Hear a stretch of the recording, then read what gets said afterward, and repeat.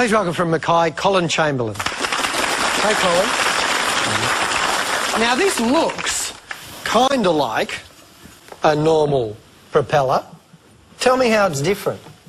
The difference is I've got a heavier rounded edge here. Yeah. Whereas a normal propeller will sharpen. The more it cuts through water, the more it hits sand, the more that will become sharp.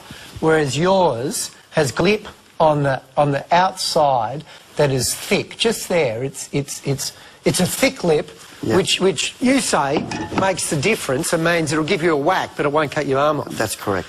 Well, Colin, normally I demonstrate things, but I'm not so keen with this. But will you? Yeah, mate. With your arm, not my arm? My arm's good, but you can put yours in if you like. No, well, no, I'll let you go first. All right, roll your sleeve up, start her up. Righto, Colin, in your own time. Good luck, mate.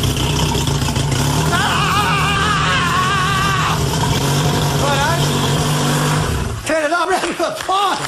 Here's a look, over here. Is that, where did it hit you, there? I can't see anything. I mean, it's an incredibly, when people get hit by traditional propellers, you know, it rips them apart, doesn't it? It's horrible. It's absolutely horrific horrible. Injuries, Yeah, and if you've done it, it'll still give you a whack. Like if you go in with a bit more force than you went in, it'll still give you a whack, and it could be a nasty whack, but it won't cut your arm off. Is that right? No, that's correct. There's no severance at all. Yep.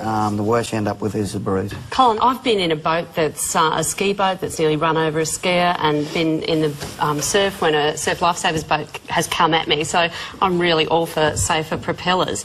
But you've actually made the leading edge of your propeller rounder rather than... It's like you're asking physics to make the boat go slower. How can you maintain the speed for the same amount of fuel with a rounded edge?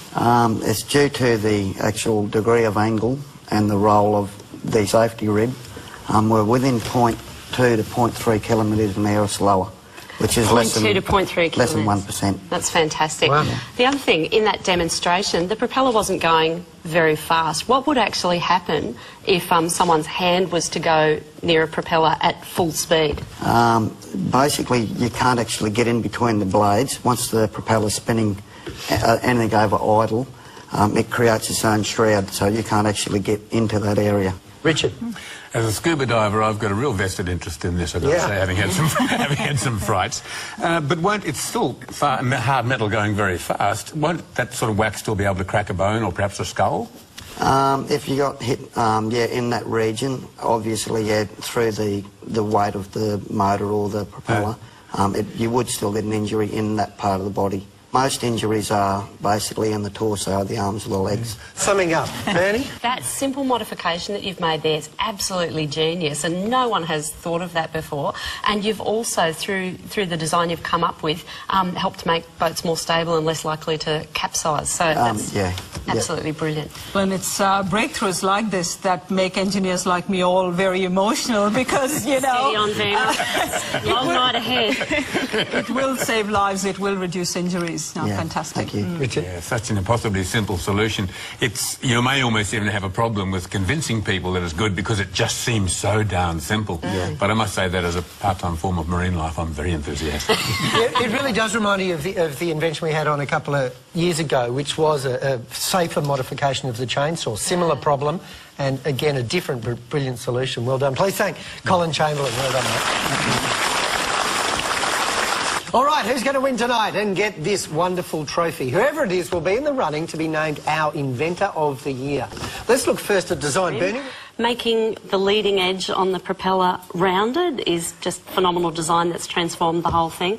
The fact that he's actually challenged, you know, that fundamental notion that, we've always got to have, you know, that improvement in efficiency. What he's saying is that, okay, just by compromising just that little bit, I mean, I think all he was talking about was one action by introducing that rounded edge for a phenomenal gain. For a phenomenal gain in safety. I mean, to me, that's a fundamental challenge to the concept, you know, of design. You know, if you were to mandate that safety standard for the safety propeller, you'd absolutely, you know, change practice the world over. Well, who are you going to pick as a winner, Bernie? With originality, need and safety, I'm coming down on the safety propeller. Yeah? Either of you disagree? Vina? No, actually, it's revolutionary. It's going to have a huge impact. It's the safety propeller. Richard? Yes. The winner tonight, Colin Chamberlain's wonderful safety propeller. Well done, Colin. Congratulations, mate. Thank you very much. Good on you. Well done, thank you. Colin's in the running to be named our Inventor of the Year.